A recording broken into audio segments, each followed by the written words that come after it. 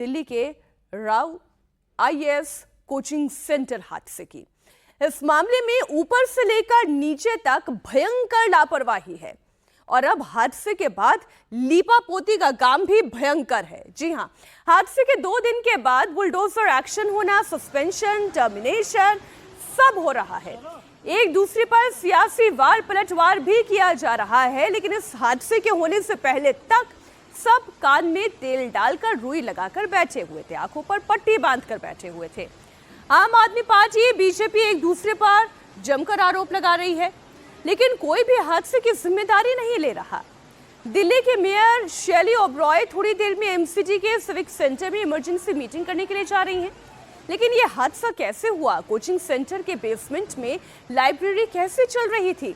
Coaching के बाहर जल जमाव की शिकायत के बाद भी कोई एक्शन क्यों नहीं लिया गया? मेयर साहिबा इन सवालों का कोई जवाब नहीं दे रही हैं।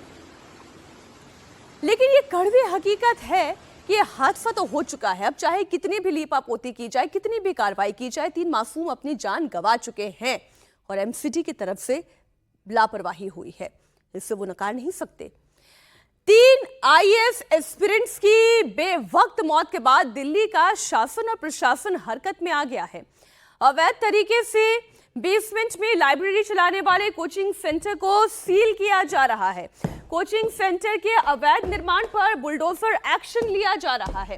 इस मामले में 7 आरोपियों को बकायदा अरेस्ट किया गया। हादसे के 2 दिन के बाद एमसीडी के कमिश्नर ने जूनियर इंजीनियर को टर्मिनेट कर दिया और असिस्टेंट इंजीनियर को सस्पेंड कर दिया गया। लेकिन कब हुआ? जब 3 छात्रों की मौत हो गई, तब सारे काम किए जा रहे हैं। फिर कोचिंग सेंटर को सील करना हो, बुलडोजर एक्शन लेना हो, आरोपियों को गिरफ्तार करना हो, असिस्टेंट इंजीनियर को सस्पेंड करना हो या फिर जूनियर इंजीनियर को टर्मिनेट करना हो, यह सारा कांड हो जाने के बाद हो रहा है। एमसीडी अब तक कुंभकर्ण की नींद सो रही थी क्या? लेकिन हादसे के बाद उनकी नींद तो टूटनी ही थी, क्योंकि जनता सड़क पर खड़ी है, जवाब तो देना होगा। कहीं कोने में पड़ा हुआ बुलडोजर भी अब बाहर निकल आया है और पहुंच गया है सीधे ओल्ड राजेंद्र नगर, जहां धड़ल्ले से कोचिंग सेंटर्स बेसमेंट में चलाए जा रहे हैं। घरों के अंदर गैर कानूनी तरीके से लाइब्रेरी चलाई जा रही थी। एमसीडी के बुलडोजर ने राव कोचिंग सेंटर के साथ साथ इलाके के तमाम दूसरे कोचिंग सेंटर्स में अवैध निर्माण पर एक्शन लेना शुरू कर दिया है। लेकिन एमसीडी का ये बुलडोजर एक्शन स्टूडेंट्स की मौत का प्रोटेस्ट कर रहे उन छात्रों को केवल खाना पूर्ति ही नजर आ रहा है।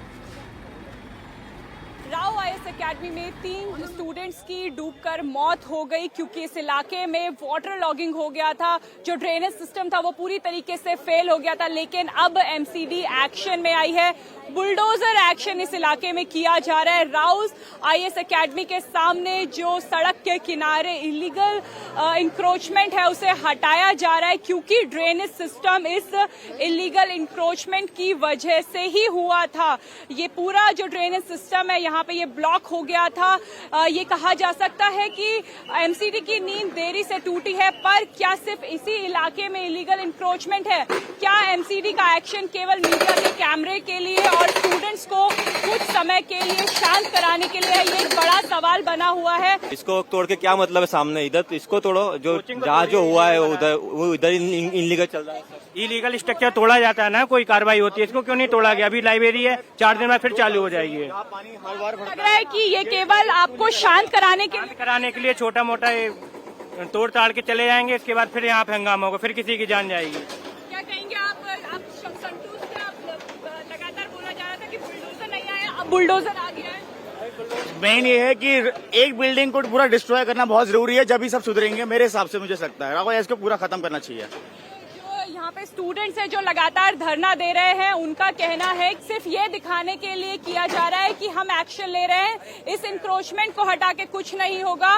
जो यहाँ पे राव आईएएस एकेडमी की बिल्डिंग है उसे तोड़ा जाए और जितना भी ऐसा कंस्ट्रक्शन है जो इलीगल तरीके से किया जा रहा है उन सभी बड़ी बिल्डिंगों पे एक्शन लिया जाए।